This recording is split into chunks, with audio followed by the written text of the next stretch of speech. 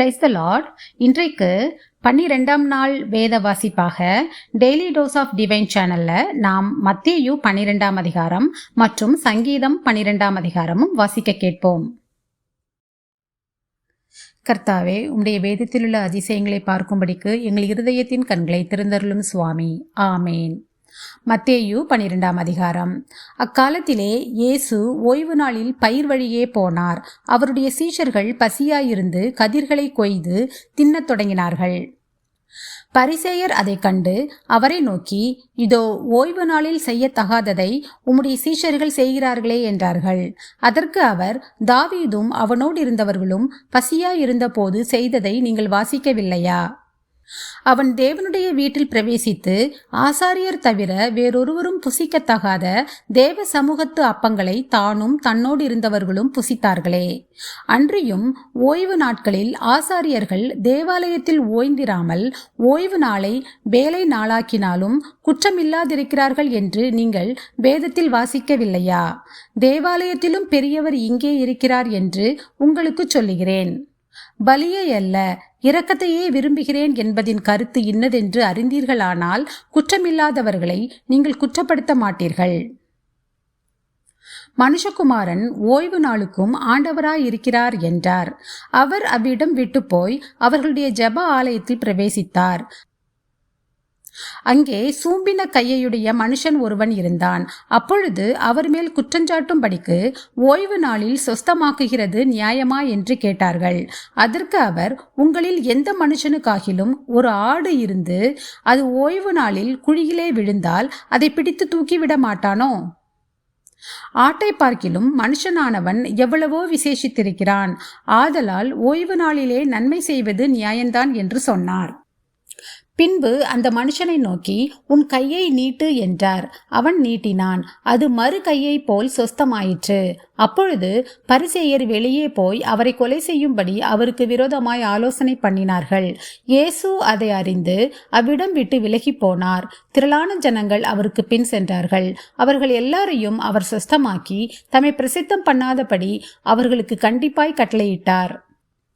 ஏசாயா தீர்க்கதரிசியால் உரைக்கப்பட்டது நிறைவேறும்படி இப்படி நடந்தது. அவன் உரைத்ததாவது, இதோ நான் தெரிந்து கொண்ட என்னுடைய தாசன், என் ஆத்துமாவுக்கு பிரியமாயிருக்கிற என்னுடைய நேசன். என் ஆவியை அவர் மேல் அமர பண்ணுவேன். அவர் புறஜாதியாருக்கு நியாயத்தை அறிவிப்பார். வாக்குவாதம் செய்யவும் மாட்டார், கூக்குரலிடவும் மாட்டார். அவருடைய சத்தத்தை ஒருவனும் வீதிகளில் கேட்பதும் இல்லை. அவர் நியாயத்திற்கு ஜெயம் கிடைக்க பண்ணுகிற வரைக்கும் நெறிந்த நாணலை முறிக்காமலும் மங்கி எரிகிற திரியை அணைக்காமலும் இருப்பார். அவருடைய நாமத்தின் மேல் புறஜாதியார் நம்பிக்கையாயிருப்பார்கள் என்பதே. அப்பொழுது பிசாசு பிடித்த குருடும் ஊமையுமான ஒருவன் அவரிடத்தில் கொண்டு வரப்பட்டான். குருடும் ஊமையுமானவன் பேசவும் காணவும் தக்கதாக அவனை சொஸ்தமாக்கினார். ஜனங்கள் எல்லாரும் ஆச்சரியப்பட்டு, தாவீதின் குமாரன் இவர்தானோ என்றார்கள். பரிசேயர் அதை கேட்டு, இவன் பிசாசுகளின் தலைவனாகிய பெயல்செபூலினாலே பிசாசுகளை துரத்துகிறானே அல்லாமல் மற்றபடி அல்ல என்றார்கள். இயேசு அவர்கள் சிந்தனைகளை அறிந்து அவர்களை நோக்கி, தனக்குத்தானே விரோதமாய் பிரிந்திருக்கிற எந்த ராஜ்யமும் பாழாய்ப்போம்.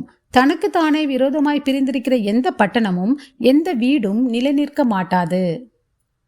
சாத்தானை சாத்தான் துரத்தினால் தனக்கு விரோதமாக தானே பிரிவினை செய்கிறதா இருக்குமே. அப்படி செய்தால் அவன் ராஜ்யம் எப்படி நிலை நிற்கும்? நான் பெயல்செபூலினாலே பிசாசுகளை துரத்தினால் உங்கள் பிள்ளைகள் அவைகளை யாராலே துரத்துகிறார்கள்? ஆகையால் அவர்களே உங்களை நியாயம் தீர்க்கிறவர்களாய் இருப்பார்கள். நான் தேவனுடைய ஆவியினாலே பிசாசுகளை துரத்துகிறபடியால் தேவனுடைய ராஜ்யம் உங்களிடத்தில் வந்திருக்கிறதே.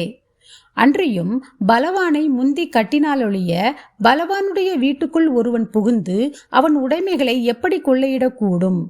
கட்டினானே ஆகில் அவன் வீட்டை கொள்ளையிடலாம். என்னோடே இராதவன் எனக்கு விரோதியாயிருக்கிறான். என்னோடே சேர்க்காதவன் சிதறடிக்கிறான். ஆதலால் நான் உங்களுக்கு சொல்லுகிறேன், எந்த பாவமும் எந்த தூஷணமும் மனுஷருக்கு மன்னிக்கப்படும். ஆவியானவருக்கு விரோதமான தூஷணமோ மனுஷருக்கு மன்னிக்கப்படுவதில்லை. எவனாகிலும் மனுஷகுமாரனுக்கு விரோதமான வார்த்தை சொன்னால் அது அவனுக்கு மன்னிக்கப்படும். எவனாகிலும் பரிசுத்த ஆவிக்கு விரோதமாக பேசினால் அது இம்மையிலும் மறுமையிலும் அவனுக்கு மன்னிக்கப்படுவதில்லை. மரம் நல்லதென்றால் அதன் கனியும் நல்லதென்று சொல்லுங்கள், மரம் கெட்டதென்றால் அதன் கனியும் கெட்டதென்று சொல்லுங்கள். மரமானது அதன் கனியினால் அறியப்படும். விரியன் பாம்பு குட்டிகளே, நீங்கள் பொல்லாதவர்களாயிருக்க நலமானவைகளை எப்படி பேசுவீர்கள்? இருதயத்தின் நிறைவினால் வாய் பேசும். நல்ல மனுஷன் இருதயமாகிய நல்ல பொக்கிஷத்திலிருந்து நல்லவைகளை எடுத்து காட்டுகிறான். பொல்லாத மனுஷன் பொல்லாத பொக்கிஷத்திலிருந்து பொல்லாதவைகளை எடுத்து காட்டுகிறான். மனுஷர் பேசும் வீணான வார்த்தைகள் யாவையும் குறித்து நியாய தீர்ப்பு நாளிலே கணக்கு ஒப்புவிக்க வேண்டும் என்று உங்களுக்கு சொல்லுகிறேன்.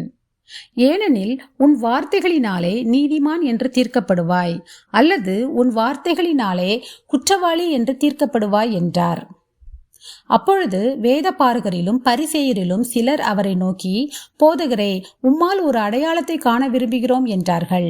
அவர்களுக்கு அவர் பிரதியுத்தரமாக, இந்த பொல்லாத விபசார சந்ததியார் அடையாளத்தை தேடுகிறார்கள். ஆனாலும் யோனா தீர்க்கதரிசியின் அடையாளமே அன்றி வேறே அடையாளம் இவர்களுக்கு கொடுக்கப்படுவதில்லை. யோனா இரவும் பகலும் 3 நாள் ஒரு பெரிய மீனின் வயிற்றில் இருந்தது போல மனுஷகுமாரனும் இரவும் பகலும் 3 நாள் பூமியின் இருதயத்தில் இருப்பார்.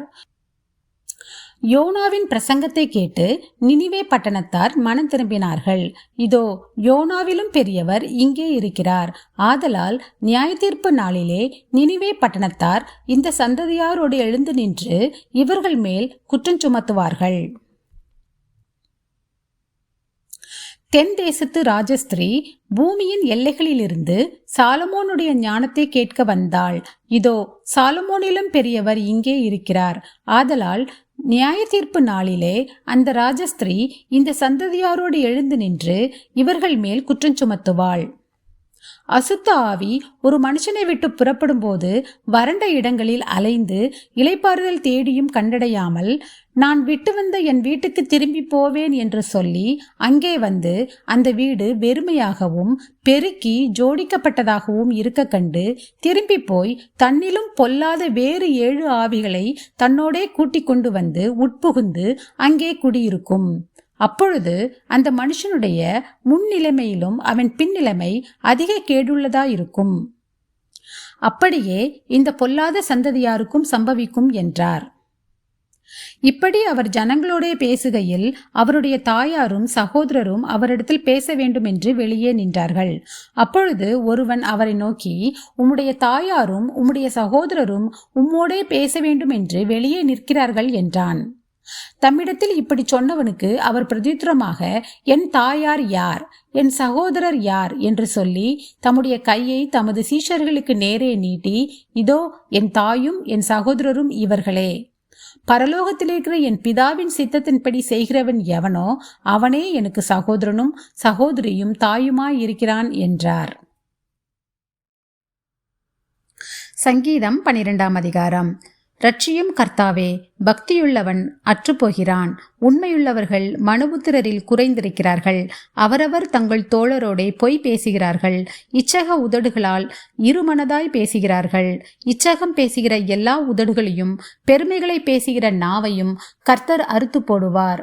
அவர்கள், எங்கள் நாவுகளால் மேற்கொள்ளுவோம், எங்கள் உதடுகள் எங்களுடையது, யார் எங்களுக்கு ஆண்டவன் என்று சொல்லுகிறார்கள். ஏழைகள் பாழாக்கப்பட்டது நிமித்தமும் எளியவர்கள் விடும் பெருமூச்சு நிமித்தமும் நான் இப்பொழுது எழுந்து அவன் மேல் சீறுகிறவர்களுக்கு அவனை காத்து சுகமாயிருக்க பண்ணுவேன் என்று கர்த்தர் சொல்லுகிறார். கர்த்தருடைய சொற்கள் மண் குகையில் 7 தரம் உருக்கி புடமிடப்பட்ட வெள்ளிக்கொப்பான சுத்த சொற்களாயிருக்கிறது.